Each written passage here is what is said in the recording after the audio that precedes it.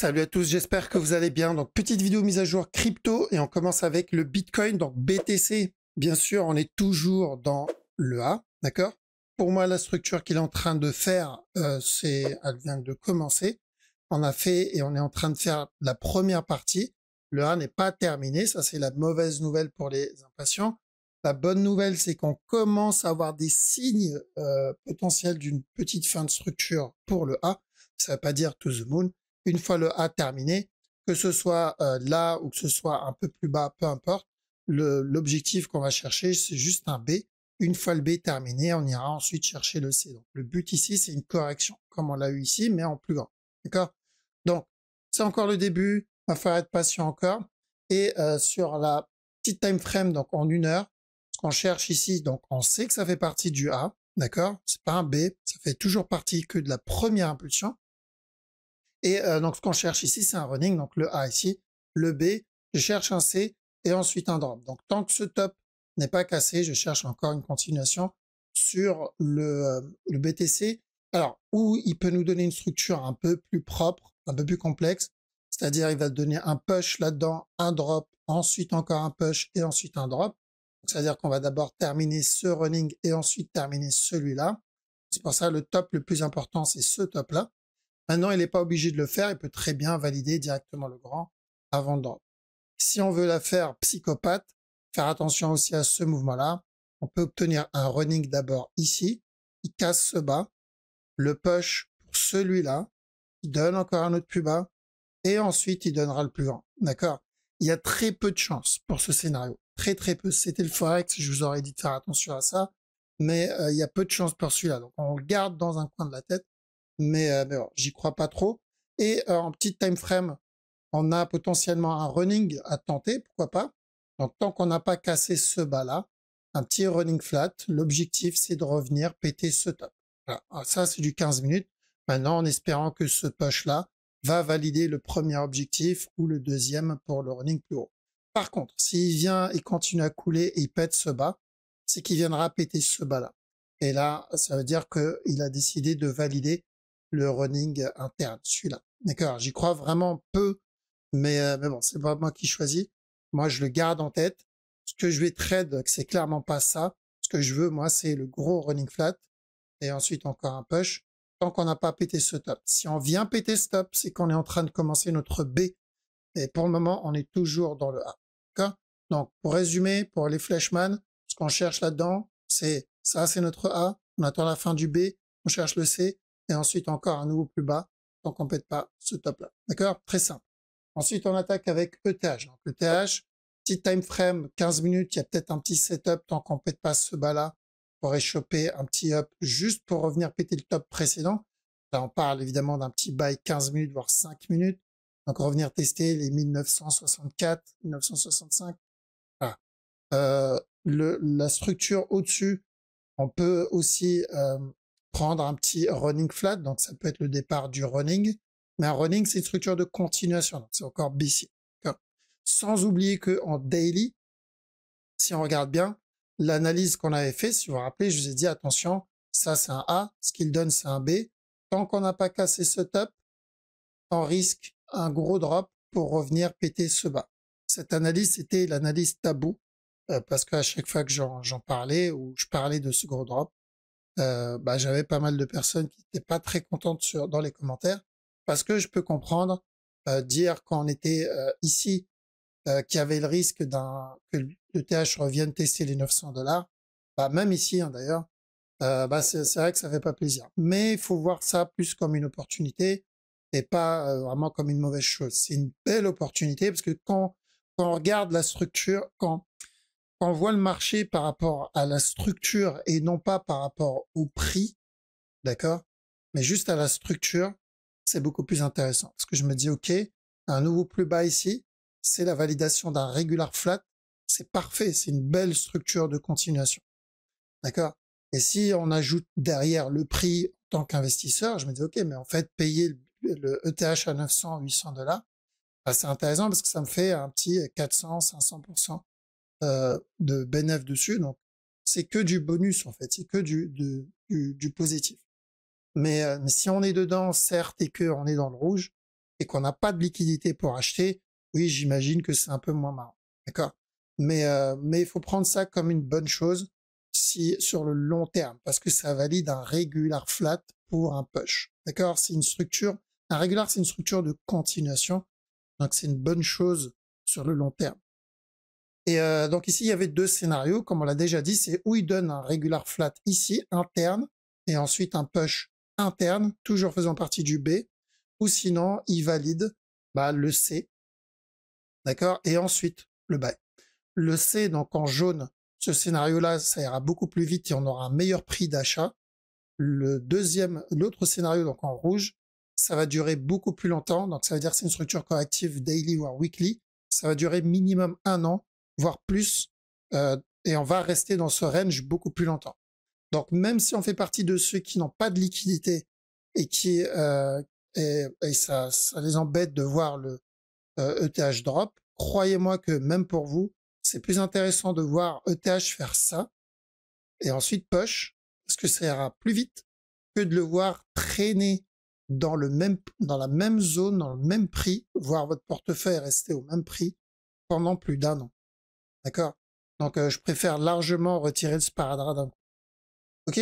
Donc, c'est baissier, que ça soit en daily, que ça soit en weekly, ou en 1 heure. Après, comme j'ai dit, en 15 minutes, évidemment, on peut obtenir un running ici.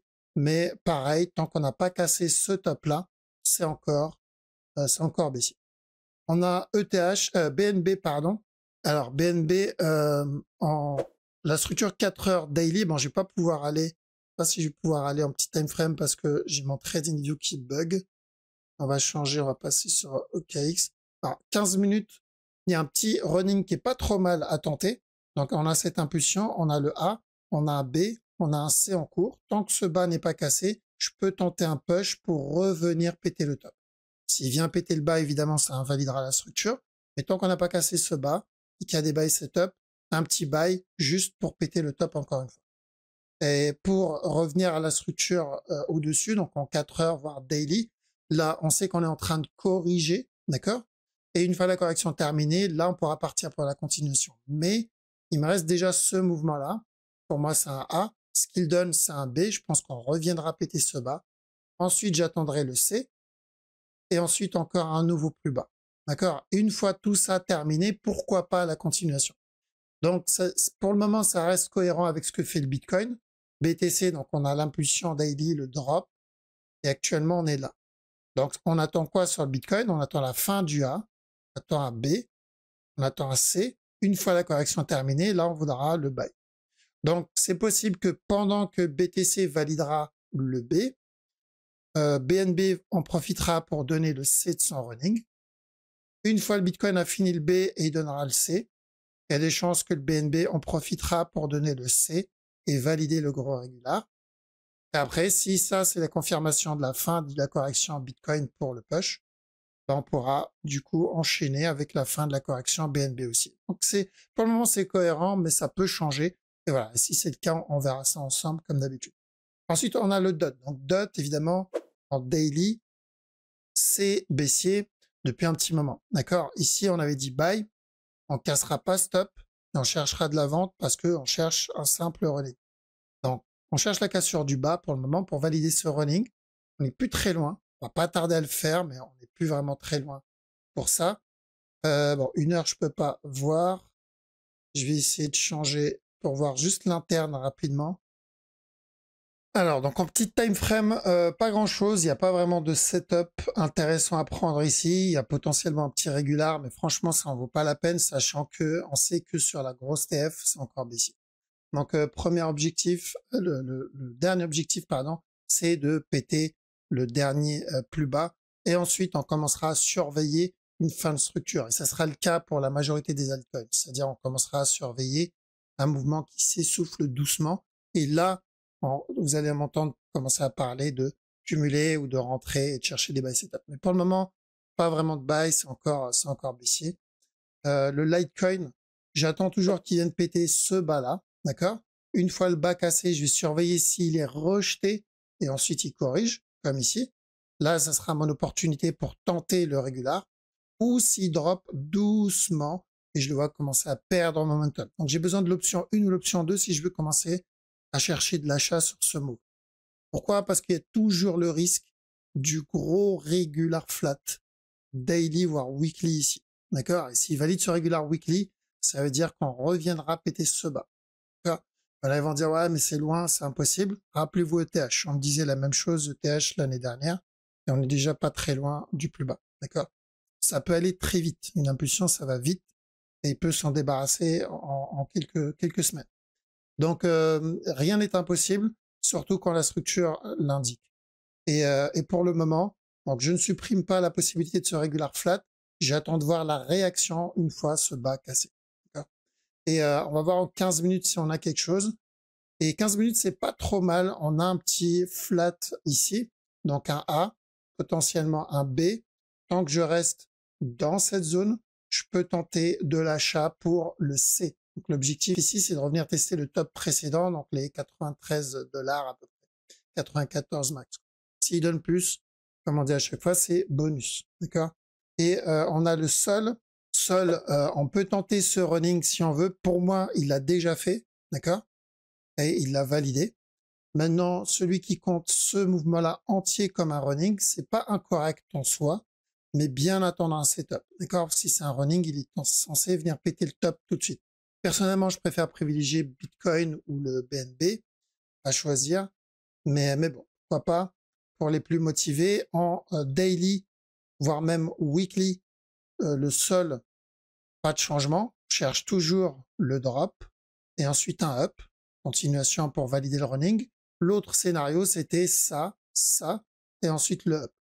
J'espère que ça ne va pas être ce scénario. Ça voudrait dire qu'on va rester ici très, très longtemps.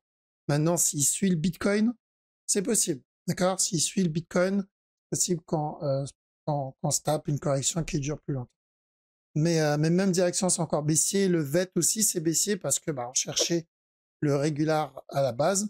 Donc, ce A, le B, ensuite un C, et après revenir péter le top, le bas, pardon. Donc là, l'objectif, le premier, c'est de revenir péter ce bas et ensuite revenir péter celui-là. Donc encore baissier, pas vraiment de raison d'acheter, en tout cas court terme, moyen terme. Si on est en mode DCA pour cumuler, il n'y a pas de problème, c'est une bonne zone de prix. Mais pour l'interne, il va falloir attendre un setup. Et il y a donc le mouvement, en parlant de ça, c'est aussi baissier en interne.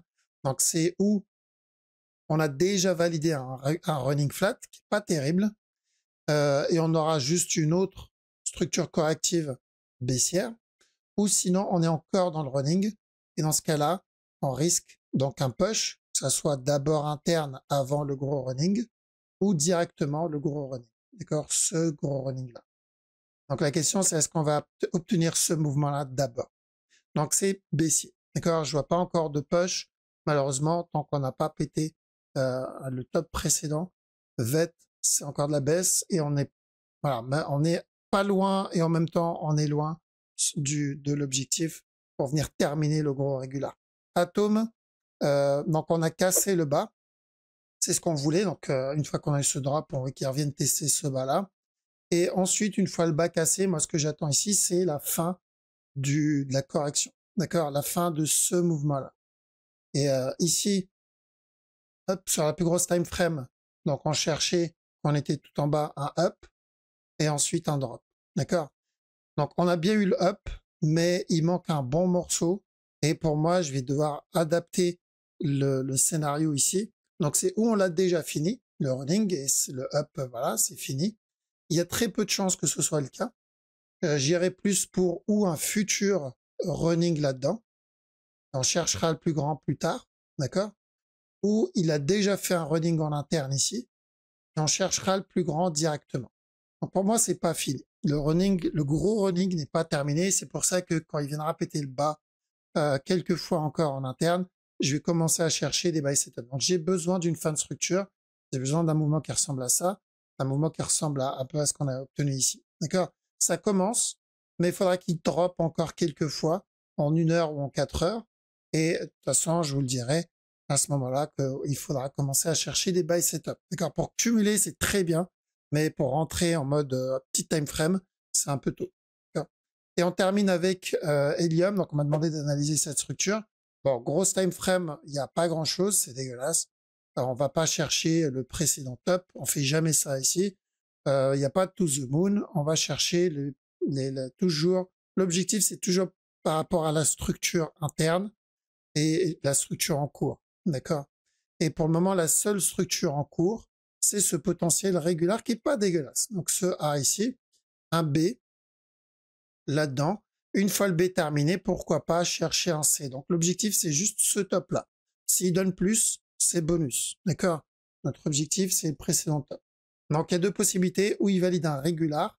Dans ce cas-là, il ne doit pas casser ce bas. Et on doit trouver des buy setup dans cette zone, donc au-dessus de ce bas. L'objectif, c'est ce top.